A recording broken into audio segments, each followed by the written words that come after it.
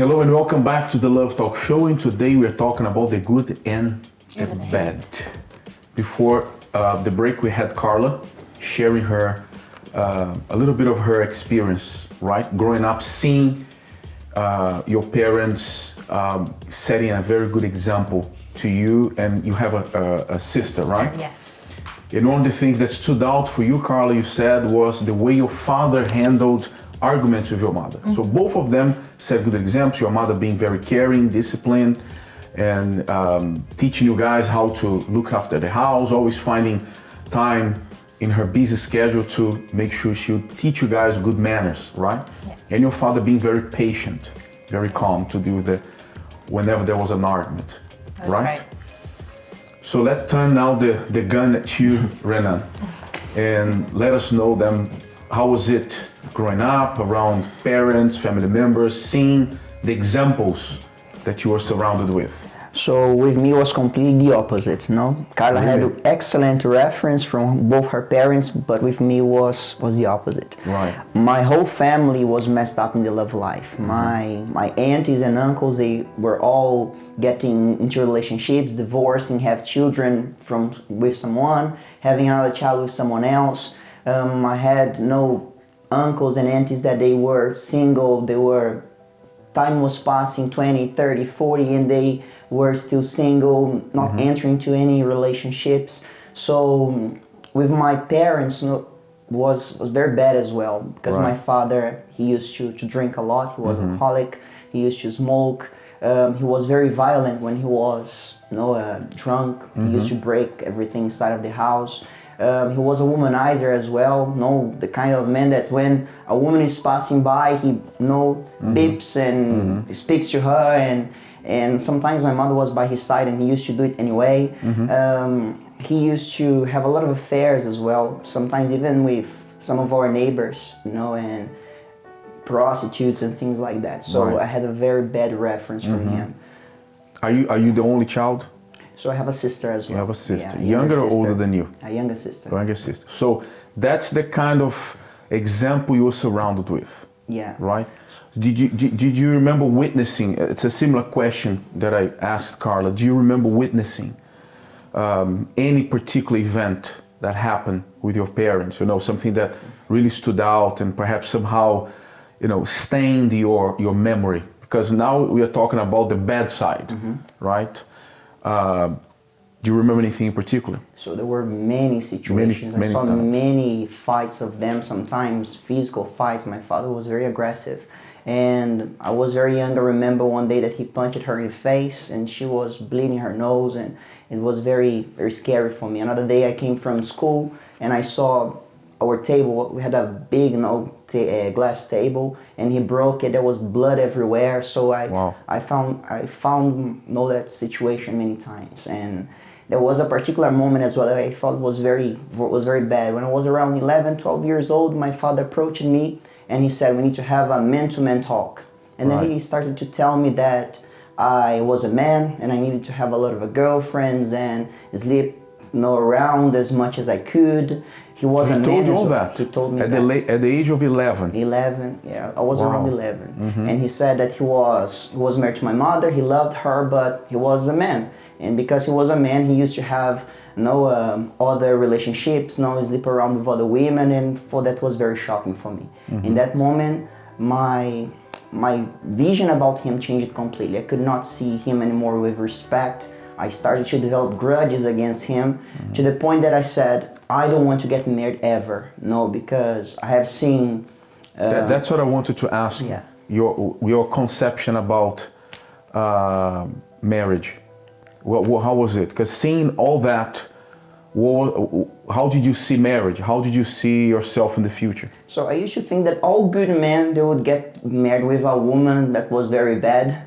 And good women would get married with men like my father. So that's why I said I don't want to try enter into a relationship and suffer. So I prefer to be alone. And that was my point of view. I didn't think that marriage could work because I never had a good reference of it. Until when did you think like that? Up to the age of what? Or what I'm trying to say is, when did that change? Because obviously you're married, so that had to change at some point. So when I heard about the intelligent love, that's when everything changed because I used to think like love was only two people getting together to have children and that's it. That was the idea, the main idea I had about love. And when I started to attend the Love Talk seminars, my vision changed completely. I started to see people who were indeed happy in their love life, people that were not just living by appearance, because my parents, they seemed to be a good couple. They used to walk together on the street and people used to think that they were happy together. But inside of the house, we knew that that was not true. And I met some people that used to attend the seminars and they started to learn about intelligent love and practicing their lives, and I started to see that that love was real, was true, was not just love of appearance, and that's when I started to think if it's possible for them to be happy in their love life, I can be happy too. And I started to invest in myself and look for this kind of love. Now, when you guys met, obviously you started dating, and you engaged and you got married, right? Let's skip the dating and the Actually, I have a question before we skip. Yeah, all right. To both of you. So you had one kind of example, one idea, even though you changed your mind, you didn't have any, you hadn't seen in your family, you hadn't experienced anything different from what you saw. So although you changed and you never had to, because I'm sure you wanted that for you, what you saw in your parents, you wanted for yourself.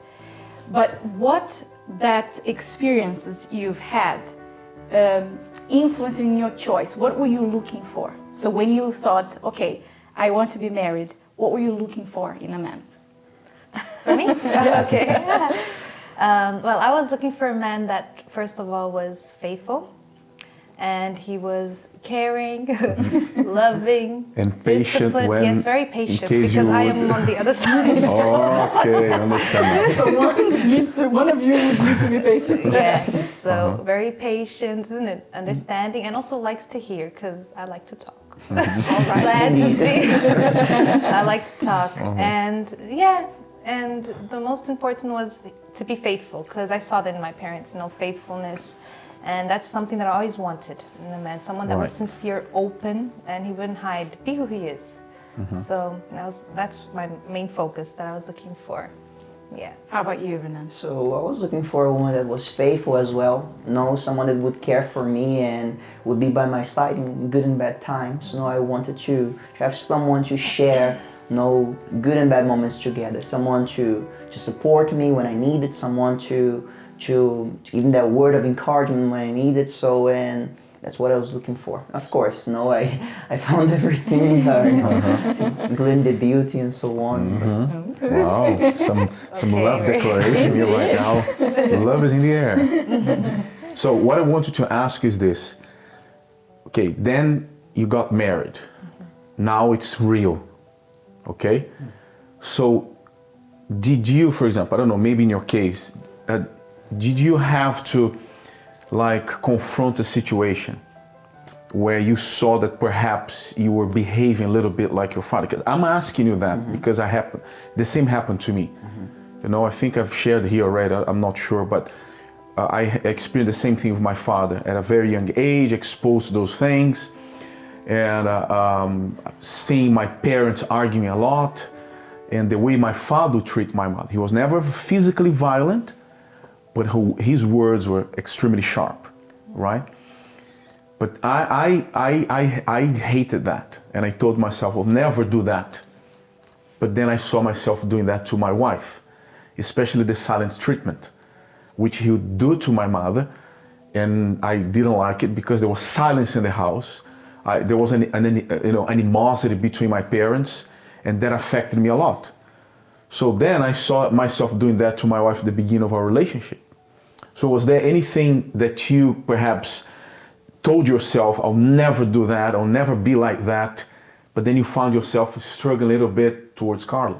So before getting married, I thought I was very gentle and very very nice and very patient. Very gentleman. But When I got married, I realized I was not. I was shocked myself because I said, where that anger comes from? I never spoke to anyone like this. No, I was never rude to anyone. To anyone, I am always nice, and I am patient. I try to be quiet, not to hurt the person. I measure my words. But with her, why am I so aggressive? Why I cannot control myself? And yes, this was something that sometimes happened few times, me being rude, And how did you deal with that? Because you said you learned an intelligent love, right?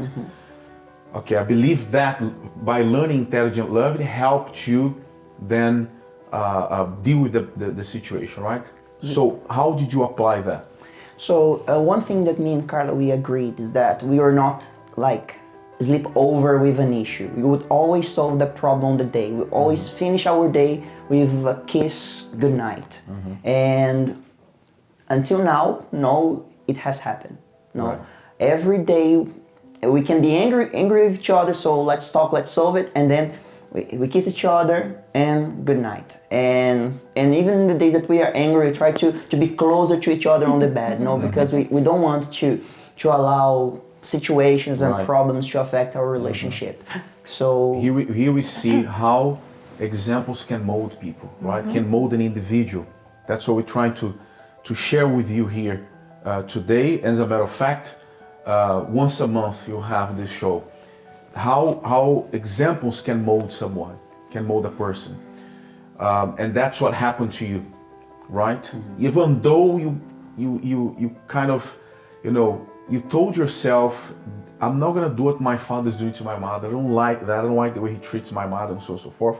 But if and in spite of the fact that you're not the same person anyway, you changed, you learned intelligent love, you applied yourself to be a different person, yet that was somehow sold deep inside of you, and you had to manage that situation. Obviously, the importance of also having the good examples around you, right? Even though you are surrounded by bad ones, you also have the good ones. It's just a matter of choice on which one you're gonna look up to.